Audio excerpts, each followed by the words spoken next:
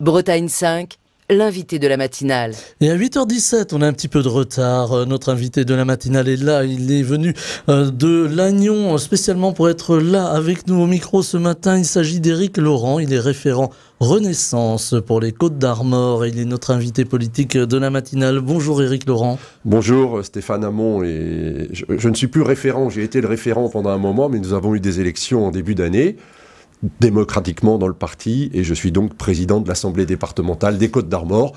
Petite différence de syntaxe, mais surtout une grande différence, c'est-à-dire que les adhérents m'ont élu, ce qui n'était pas le cas avant, j'étais désigné. Voilà, président de l'Assemblée départementale, j'allais dire générale, départementale des Côtes-d'Armor. Rectification faite. Donc, Éric Laurent, on va parler de beaucoup de choses ce matin, car l'actualité tant politique qu'internationale est importante.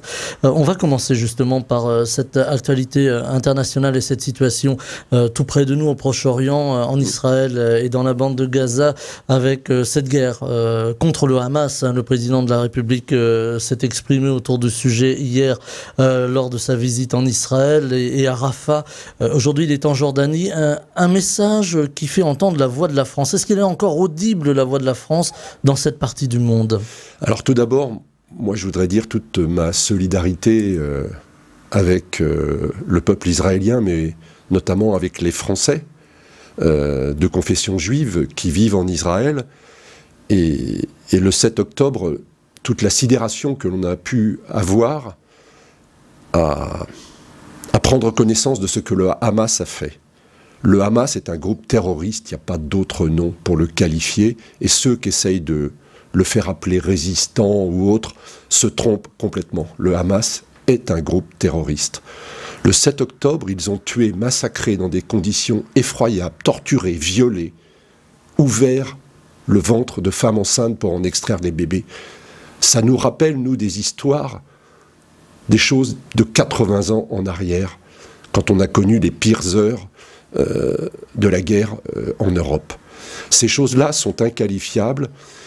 Et depuis le 7 octobre, effectivement, la France, via le président, via Yael Braun-Pivet, qui était il y a quelques jours en Israël, apporte son soutien au peuple israélien, apporte son soutien à nos ressortissants français de confession juive qui vivent sur place. D'ailleurs, hier, Emmanuel Macron a commencé par rencontrer les Français, et notamment les Français, les familles françaises touchées par ces meurtres odieux ou touchées par l'enlèvement, puisqu'il y a 200 personnes aujourd'hui qui ont été kidnappées, enlevées par le Hamas, et parmi eux une dizaine de Français, de nos concitoyens. Donc c'est ce que fait depuis les premiers jours Emmanuel Macron. Il y a eu de nombreux contacts téléphoniques, la France n'est pas restée à rien faire, comme certains semblent le dire. C'est pas de l'agitation qu'il faut faire, c'est de la vraie mise en relation, de la vraie politique. Hier, il est allé donc en Israël, il a rencontré le président, il a rencontré le Premier ministre, il a rencontré Mahmoud Abbas en Cisjordanie ensuite. Aujourd'hui, il est en Jordanie pour rencontrer le président, et il pourrait éventuellement, peut-être, je n'ai pas le carnet de rendez-vous sous les yeux, rencontrer le président égyptien dans la journée. Tout cela dans une démarche qui est d'essayer de faire en sorte que les choses s'apaisent un peu, mais je rappelle qu'il y a 200 personnes qui sont détenues par le Hamas aujourd'hui dans la bande de Gaza, et qu'une des premières choses qu'on doit rechercher, c'est d'abord la libération de ces otages. Mais voilà, c'est une situation très compliquée, et la démarche du président, elle s'inscrit dans l'action de la France, qui a toujours eu pour postulat deux États, un État d'Israël et un État palestinien. Les accords d'Oslo avaient acté de ça il y a très très longtemps, il y a des décennies, et depuis, ça n'a pas fait son chemin. Il faut absolument réactiver cette piste. Voilà, piste diplomatique, priorité aux otages, hein, c'est ce qu'a dit le président de la République hier. Et puis, il y a le climat ici en France. Voilà, vous avez fait allusion sans prononcer de mots. Mais je vais nommer les choses, Stéphane Hamon, je vais nommer les choses. Yael Braun-Pivet, présidente de l'Assemblée nationale, a invité tous les partis pour représenter à l'Assemblée nationale à à cette visite en Israël. L'objet était de rencontrer aussi nos compatriotes, et puis de prendre attache avec les Israéliens et de dire notre solidarité. Bon, un certain nombre de partis n'ont pas souhaité se joindre, très bien, mais les écrits, les mots qui ont été posés lors de cette visite ou à l'issue de cette visite, notamment par la France insoumise et par son grand timonier Jean-Luc Mélenchon. Il a fait un tweet odieux en utilisant le terme « camper ». Yael Braun-Pivet est partie camper à Tel Aviv. Bon, j'ai pas besoin de préciser, les médias ont fait le nécessaire pour essayer d'imaginer ce que voulait dire le mot « camper » qu'avait utilisé Jean-Luc Mélenchon. Et nous sommes persuadés qu'il l'a utilisé en sachant parfaitement ce qu'il faisait. Voilà. La France insoumise était déjà quelque chose, un groupe, un parti politique qui se plaçait hors du champ républicain, mais là, elle en est sortie complètement. On le voit aussi avec les composantes de la NUPES qui s'éloignent de la France insoumise. On a entendu Olivier Faure, par exemple, au PS, qui a dit voilà, on observe un moratoire. On a entendu Fabien Roussel au Parti communiste également. Voilà. Et même dans les propres rangs de LFI. Hein. Il y a apparemment quelques tiraillements, si je peux appeler ça. Mais la manière dont certains membres de LFI ont refusé de dire que les terroristes du Hamas étaient des terroristes. Danielle Obono, députée, elle a parlé de résistance. Alors quand d'un côté vous avez Madame Obono qui parle de résistance, et de l'autre côté Jean-Luc Mélenchon qui fait une allusion horrible au passé avec ce mot « camper », moi je me dis que, et je ne suis pas le seul, nous sommes nombreux à le dire, la France insoumise est sortie complètement du champ républicain. Voilà, bon c'est dit, moi, je veux noter et je veux noter la démarche du président de la République, la démarche de Yael Braun-Pivet, qui, franchement, avec tout ce qui a été dit sur cette visite en Israël, a dit très clairement, elle a des menaces de mort depuis des années, Yael Braun-Pivet. Qui a des origines juives. Hein, qui a des origines juives. Sa famille a émigré en France il y a très longtemps. On lui a collé une cible dans le dos. Cette manière de désigner, pardonnez-moi, je le mets le mot comme ça, le juif a des relents du passé abominables. Donc il y a de nombreuses agressions, de nombreux actes antisémites qui ont lieu depuis notamment le 7 octobre. Il y a une montée de l'antisémitisme. Mais il y a une montée de l'antisémitisme. Et de la peur. Dans la communauté française juive, il y a une peur. Et avant ça déjà, puisque la France a été victime d'attentats terroristes. N'ayons pas peur du mot terroriste, d'attentats terroristes depuis de nombreuses années, et il se trouve que des lieux de culte, des synagogues ou autres sont protégés depuis des années, et il y a une montée, en même temps, on l'a vu en France, d'attentats terroristes et d'islamisme radical. Un attentat envers un enseignant, Dominique Bernard, il y a quelques jours, à 3 jours de l'anniversaire de la mort de Samuel Paty. Toujours la même chose, aller attaquer le cœur de la République, qui est l'éducation. Notre République, elle a un triptyque, liberté, égalité, fraternité. Nous y avons ajouté laïcité. La laïcité est la garantie que dans notre République, dans notre école, on ne porte pas un discours prosélytique. Ce discours, il est porté à l'extérieur. Ok, d'accord, chacun vit sa religion comme il l'entend, mais les extrêmes, l'islamisme radical n'a pas sa place et ne rentrera pas dans l'école, même s'il y était déjà rentré d'une certaine manière. Je voudrais juste conclure cet élément. La rentrée de l'abaya.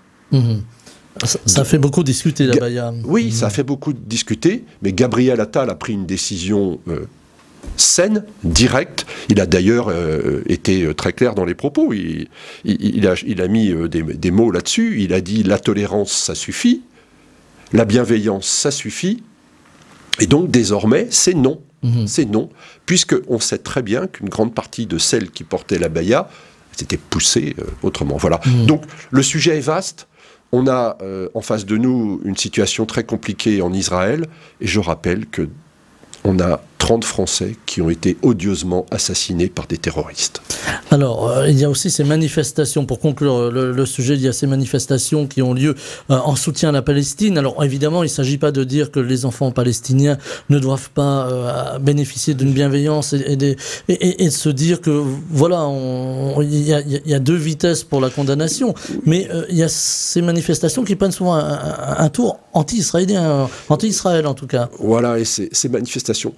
La Palestine a droit à un État. C'est ce que, enfin, la France, c'est deux États. L'option de la France, c'est depuis longtemps, c'est deux États, un État israélien, un État palestinien. Mais sachons bien faire la différence entre les Palestiniens et le Hamas. Les Palestiniens sont... Voilà, c'est un peuple qui a droit d'avoir un État. Le Hamas, c'est un groupe terroriste qui détient Gaza et qui bloque les citoyens au milieu, s'en servant... D'ailleurs, il y a quelques années, quand ils avaient eu des manifestations, ils les ont réprimées tranquillement par le sang. Voilà, s'il y avait une opposition interne, il n'y a plus d'opposition interne. Ne confondons pas les sujets. Alors, on a souhaité, le gouvernement avait souhaité, notamment via le ministre de l'Intérieur, limiter ou interdire les manifestations. Bon, le Conseil d'État en a décidé autrement. En tout cas, je sais que... le gouvernement et le ministre de l'Intérieur veillent à ce que ces manifestations, qu'elles soient d'abord déclarées, qu'elles se déroulent dans de bonnes conditions de sécurité pour tout le monde. Un contexte, on l'a évoqué, j'allais presque dire explosif, si vous me permettez ce terme, je le mets bien entre guillemets, et un autre contexte politique et économique. Alors le contexte politique, on l'a évoqué, c'est un peu compliqué à l'Assemblée nationale en ce moment. Mais ça fait un moment que c'est compliqué, et notamment depuis les élections de 2022, on a vu le nombre de députés LFI augmenter. Et c'est le chahut permanent, et quand je dis le chahut, je suis assez poli. On a encore vu hier des images qu'on ne comprend pas. Pendant les questions au gouvernement, Madame Chikirou pliait de rire alors qu'on était sur des sujets d'une gravité importante. Il y a des choses que je ne comprends pas, que nous ne comprenons pas. En tout cas, en ce qui nous concerne Renaissance, nous faisons de la politique pour nos concitoyens, pour faire avancer les choses. Et ce que l'on fait depuis des années, même avec un Parlement qui est compliqué, c'est qu'il y a des projets de loi qui passent, il y a des projets de loi qu'on arrive à faire passer, on avance, il faut trouver des consensus. C'est compliqué parce que tout le monde n'est pas prêt au consensus, mais les consensus, nous ne les faisons pas avec les extrêmes. Nous y refusons. Il y a par exemple, Éric Laurent, cette loi sur l'immigration qui arrive à l'Assemblée, qui va être discutée, qui est là aussi dans un contexte particulier et avec là aussi des ramifications particulières, parce que on passe un petit peu de la bienveillance, vous le disiez tout à l'heure, à une forme de coercition. Alors, il faut pour cette loi qu'il y ait un équilibre et une question de justice. D'abord, le projet de loi est discuté au Sénat, ne passera qu'en deuxième lecture, qu'en lecture après le Sénat, il viendra à l'Assemblée nationale. Voilà, j'ai mis les choses un petit peu à l'envers. Mais mais c'est comme ça que c'est prévu, d'ici la fin de l'année au Sénat, et peut-être en début d'année au Parlement, à l'Assemblée nationale. Avec un équilibre à trouver pour pouvoir traiter de cas qu'on ne peut pas traiter aujourd'hui. L'assassin de l'enseignant M. Bernard n'était pas expulsable parce qu'il était arrivé en France avant l'âge de 13 ans. Voilà. Il y a des choses qu'il faut corriger. Après, il faut se méfier de la surenchère qu'il peut y avoir dans un climat où il y a eu d'un côté l'assassinat horrible de cet enseignant, et j'ai vraiment une pensée pour tout le corps enseignant et pour la famille de l'enseignant. Vraiment, ça nous touche profondément parce que je me remémore tout ce que j'ai fait à l'école, au collège, au lycée, et le dévouement des enseignants avec qui... avec le recul, des fois sur l'instant on trouve que... Mais avec le recul, quand on grandit un peu, on se dit ils font un boulot formidable et ils m'ont aidé à être ce que je suis aujourd'hui. Pour reprendre ce fil, et donc il faut se méfier de la surenchère que les uns et les autres pourraient vouloir dans l'instant, puisqu'on est dans un monde de l'instant aujourd'hui. Regardez Twitter devenu X, sur les réseaux sociaux, une information va chasser l'autre, une polémique va chasser l'autre. Il faut se méfier dans l'instant de tout ce qu'on voudrait pouvoir ajouter au dernier moment dans un projet de loi en disant parce qu'il y a ceci ou parce qu'il y a cela. Sur le coup de l'émotion. Sur le coup de l'émotion. Et puis, il y a une variable sur laquelle il y a une discussion importante à avoir, qui est, on a un déficit de main-d'œuvre en France aujourd'hui. On a des personnes qui sont venues de l'étranger, qui travaillent, qui parlent français aujourd'hui, qui se sont intégrés dans la société, mais simplement ils n'ont pas un titre de séjour permanent. Et donc la question elle est, avec humanité, comment fait-on ? Parce que certains disent, hop, il faut renvoyer tout le monde à la frontière. Alors à quelle frontière déjà est renvoyé ? Je vais revenir dans un instant sur le mot renvoyer les gens chez eux. Mais on a une partie de citoyens du monde, je vais les appeler comme ça, qui sont venus parce qu'ils avaient l'espoir de trouver un monde meilleur en France. Ils travaillent, ils se sont intégrés, ils y vivent. Donc ayons une attention particulière pour ces personnes qui, à mon sens, s'ils sont bien intégrés, ont toutes les conditions réunies pour vivre en France. Maintenant, celles et ceux, et ça c'est l'autre extrême qui dit reconduite à la frontière, renvoyons tout le monde. Renvoyons tout le monde. Regardons ce qui s'est passé en Italie, à Lampedusa, il y a quelques semaines. Madame Meloni, qui est la présidente du Conseil italien, était sur « on renverra tous les migrants et de toute façon on va s'en occuper, vous allez voir, nous les Italiens, on va faire les trucs ».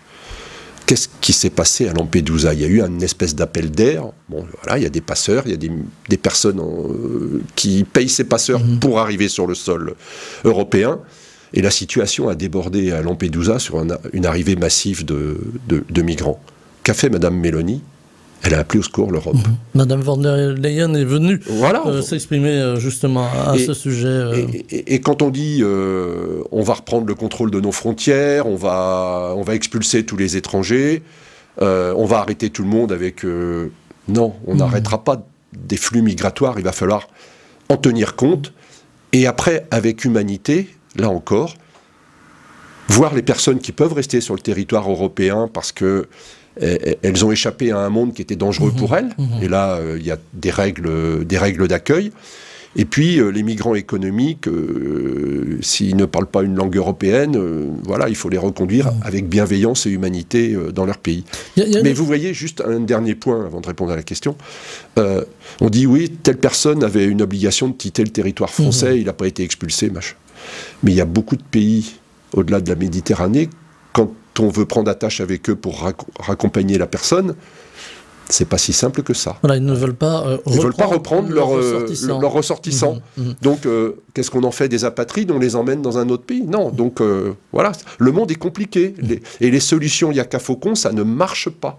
Est-ce qu'il faut travailler aussi sur le renseignement ? Parce qu'il y a cette peur avec les récents attentats, que ce soit en France avec ce professeur assassiné, que ce soit en Belgique avec ses supporters suédois assassinés également, tués par un islamiste radicalisé, on peut le dire comme ça, qui était arrivé d'ailleurs par Lampedusa. Alors, est-ce qu'il faut travailler sur une meilleure coordination du renseignement européen ? Il y a eu quelques trous dans la raquette du côté italien en l'occurrence. Oui. Mais je pense que, j'ai la conviction, moi, que nos services de renseignement européens travaillent bien ensemble, même si de temps en temps, il y a un problème de communication, d'échange d'informations qui peut poser problème. Mais il y a une volonté forte de travailler, et le problème de l'immigration n'est pas un problème d'un pays, c'est le problème de l'Europe.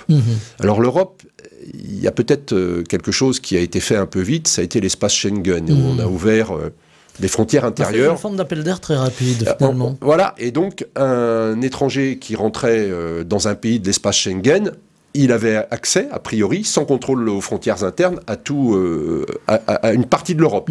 Toute l'Europe n'est pas Schengen. On ne s'est pas occupé des frontières de l'Europe avant de s'occuper des frontières internes. Voilà, bon, je pense qu'il y a des choses à corriger, mais on va parler de l'Europe, je pense, on va en parler dans quelques instants. Mais vraiment, moi j'insiste, l'immigration, c'est mon truc qui fait du bruit. L'immigration est un sujet européen, ne peut pas être le sujet d'une nation ou d'une autre nation, c'est un vrai sujet européen sur lequel les dirigeants travaillent. Alors, on va parler de l'Europe tout à l'heure, on va parler un petit peu, permettez-moi ce chauvinisme, de la France, oui. et encore à une autre échelle de la Bretagne, parce que le président de la République s'est rendu en Corse et a prononcé le mot autonomie, oui. qui faisait si peur, qui aujourd'hui, j'allais dire, se trouve dans un espace décomplexé d'expression. Le président de la région Bretagne, Loïc Chenet-Girard, a profité de l'occasion pour dire, mais nous aussi les Bretons, on voudrait bien une forme d'autonomie. Est-ce que demain, on peut imaginer l'autonomie des régions? Est-ce que ça peut être bien, finalement, pour une région comme la Bretagne? Là encore, soyons chauvins. Alors, remettons les choses dans leur contexte. Hein. La Corse est une île, et n'est pas rattachée au continent ou à la France hexagonale. Nous avons d'autres territoires éloignés qui sont des îles, mais chacun a ses problématiques. Il y a aussi la Nouvelle-Calédonie, où il y a une démarche, il y a eu des référendums. Alors, ce sont des démarches d'émancipation, finalement. Quelque part, et puis, il faut séparer la problématique bretonne de la problématique des territoires insulaires. Je crois que l'insularité, d'ailleurs, la Bretagne connaît très bien le sujet, vu toutes les îles que nous avons sur le littoral, et moi j'ai eu l'occasion de travailler avec un certain nombre d'élus de ces îles, dans une autre vie, et ils ont des difficultés, et l'insularité amène des difficultés. La Corse, il y a plusieurs difficultés qui reviennent de manière récurrente, la langue, le logement. Mais le logement en Bretagne, on connaît cette difficulté aussi, parce qu'aller voir sur la côte le prix des logements, Monsieur Hamon, si vous cherchez une maison, allez, je vais parler pour prêcher pour ma chapelle, non, je vais dire à Saint-Quay-Portrieux, par exemple, je ne vais pas dire à Pérouse, mais essayez d'acheter une maison vue mer à Pérouse et vous verrez que ce n'est pas dans vos prix, ce n'est pas dans mes prix non plus. Mais par contre, ce marché, il est là, il y a une pression immobilière. La Corse, puis il y a d'autres sujets, les transports, le désenclavement.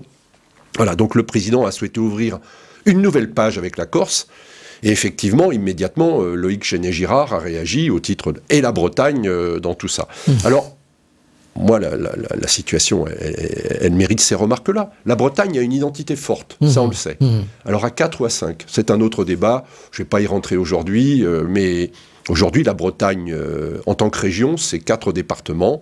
La Bretagne ancestrale, l'histoire nous dit que c'était plus large que ces 4 départements, et je pense je pense à Nantes et au département de la Loire-Atlantique. La Loire inférieure, jadis. Voilà. Et tout ça, c'est l'histoire. On regarde les choses avec l'aspect histoire et géographie de l'époque.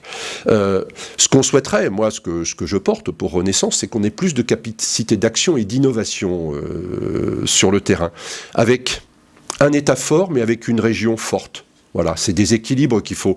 Il n'est pas question de sortir de la République. Il y a un certain nombre... D'abord, tout ce qui est régalien, aujourd'hui, c'est l'État, et nous souhaitons que ça continue à être porté par l'État. Mais il y a un besoin de renforcer les compétences sur les territoires, et sur les territoires régionaux, pour plus d'initiatives, plus d'actions, plus de coordination avec l'État, pour avoir une véritable pertinence de l'action publique. Et là, je pense qu'il y a un espace d'expérimentation, d'innovation. D'ailleurs, la loi 4D, décentralisation, je vais épargner j'y reviendrai, ça va me revenir. Mais la loi 4D, on va dire la loi 4D. Déconcentration, la loi 4D a déjà ouvert un certain nombre de possibilités. Donc, il faut déjà mettre en œuvre ces possibilités. Mais en tout cas, je sais que nous, Bretons, on revendique plus de capacités d'innovation, d'expérimentation.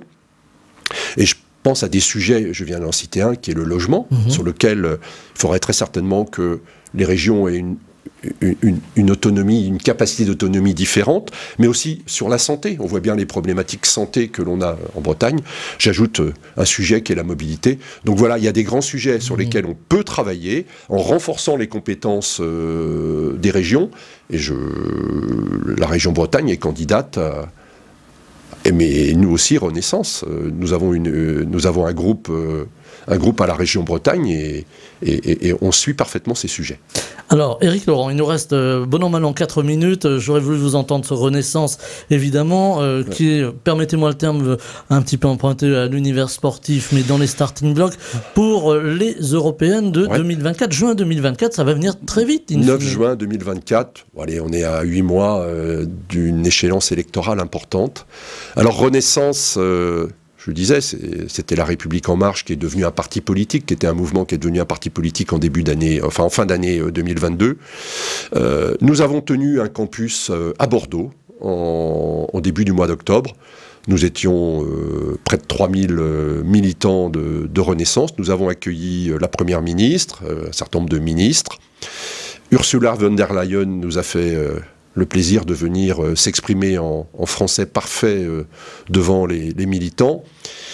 Et juste, nous étions le 7 octobre à Bordeaux. Vous imaginez le climat de ce week-end, de ce samedi, quand nous avons appris avec stupeur tous le matin ce qui venait se passer au cours d'une partie de la nuit. Donc effectivement, Renaissance, nous sommes un parti résolument européen. Aujourd'hui, Renaissance et ses partenaires ont 23 députés européens dans un groupe qui en compte plus de 100 et qui est un groupe pivot aujourd'hui au niveau de l'Europe. Et depuis 5 ans, puisqu'on va arriver aux élections européennes l'année prochaine, nombre de choses ont été faites pour nos concitoyens grâce à ce groupe pro-européen et avec nos députés Renew. Je vais citer 2 ou 3 choses importantes sur l'Europe. On a peu de temps, alors on va essayer de faire vite. Voilà, 2-3 minutes. La première chose, la pandémie. Les vaccins, les fabriquer de manière organisée, européenne, a permis de distribuer des vaccins dans tous les pays, plutôt qu'il y en ait un qui phagocyte et qui passe le premier. Alors juste sur ce truc-là, sur les vaccins, je repense à Marine Le Pen, à Jean-Luc Mélenchon, avec la chloroquine et avec le Spoutnik.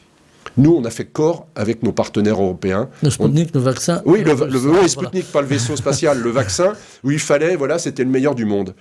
Personne s'en est servi ou presque. Les vaccins qui ont été développés grâce à l'Europe ont bénéficié à tous les Européens de manière égale. Le plan de relance, 750 milliards d'euros. Un plan de relance européen, avec 40% du plan de relance français financé par l'Union européenne. Ça nous a permis de protéger nos emplois, il y a eu le quoi qu'il en coûte, et ça nous a permis de redémarrer. Les réseaux sociaux, la fin du Far West numérique, ça y est, le Digital Act a été voté, et donc nous pouvons poursuivre Elon Musk s'il ne régule pas son réseau social. Et qu'il ne le régule pas aux États-Unis, ce n'est pas notre problème, mais en Europe, il y a des choses qu'on respecte, il y a des choses à respecter, et si un réseau social ne les respecte pas, il sera sanctionné.